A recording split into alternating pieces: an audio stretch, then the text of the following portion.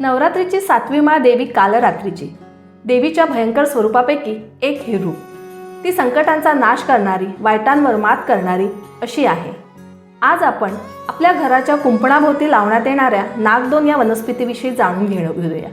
नागदोन ही शीतगुणाची आहे, त्यामुळे ती पित्तशामक व रक्तस्तंभक आहे. ज्यांना रक्तस्रावी मूळव्याध, फिशर, फिस्टुला असा त्रास आहे त्यांनी नागदोन या वनस्पतीची कवळी पाने, साधारण 1 ते 3 कवळी पानं सकाळी उपाशीपोटी चावून खावी व त्यावर 1 ग्लास गरम पाणी प्यावं. असं हे 3 दिवस करावं, त्यामुळे नक्कीच लाभ होईल. तसेच स्त्रियांना ज्यांना पाळीमध्ये अधिक रक्तस्राव होतो त्यांना देखील या वनस्पतीचा उत्तम लाभ होतो. अशी ही भयंकर स्वरूपाची असणारी कालरात्री देवी मात्र सर्व भक्तांसाठी शुभंकारी आहे. धन्यवाद.